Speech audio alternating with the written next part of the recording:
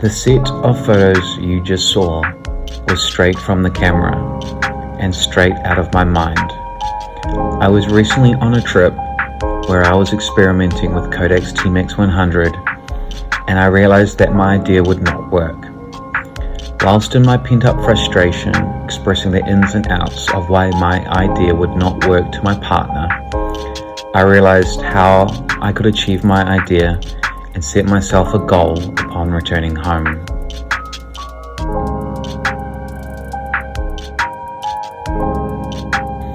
I wanted to create film photos that combined two things together, but not blurred and overlapped where you are not sure what you are looking at, but fully formed objects clearly defined. This is not possible without either Photoshop or cutting negatives together as they used to do back in the day with normal film.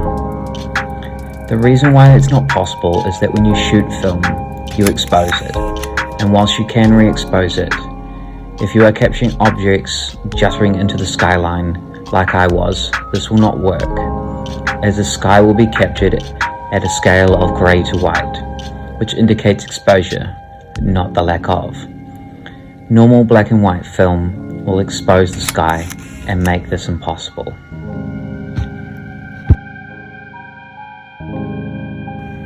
However, infrared film, when exposed correctly in the right conditions, will not.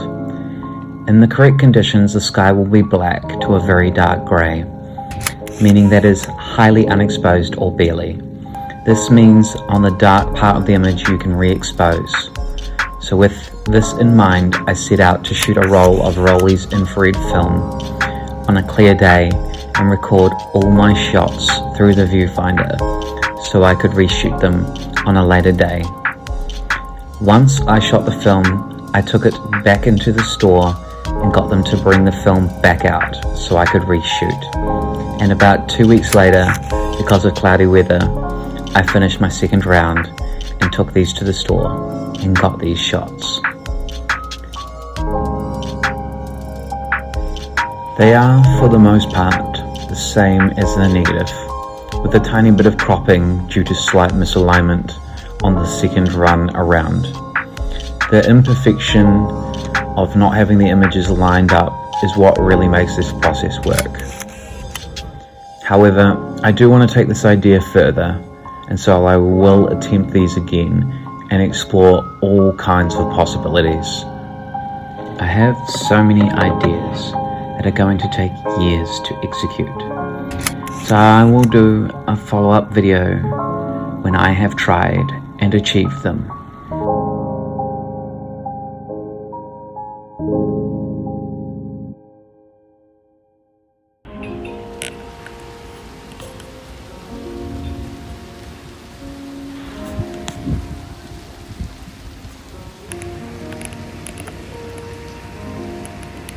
So, after getting my photos back from the lab, I wanted to see if I could try this project again, but with my medium format camera. As you can see, I decided to walk about a few days before I did experiment number 2. I walked around a number of locations to see what it would look like, but also to scout new locations to keep my work fresh and attempt locations that did not work as well on the first attempt. Due to the issues with my camera stand, I ended up at some different locations. The reason why I chose to shoot with my medium format camera was so that I didn't have to take the film out, as it had a multi-exposure function.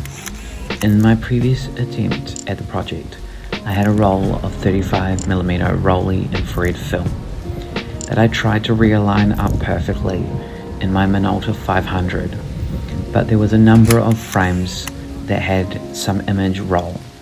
By shooting in my Mamiya 645 and using the multi-exposure function, I should have no overlapping frames, as I can shoot as many times as I want on this camera on the same frame. I did find it was a lot harder to shoot this round of photos because the Mamiya's lens is fixed, meaning I was limited with composition. I find that for this type of project, the zoom lenses are preferred because you can easily crop out details.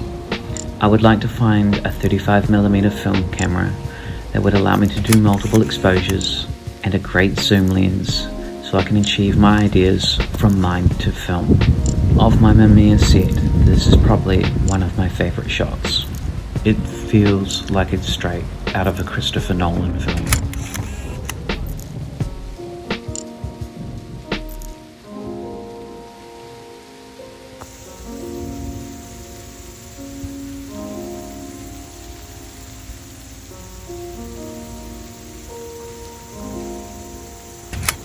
And this is my very last photo. It is from a shoot that I'm doing as another part of this series where I shoot aerochrome.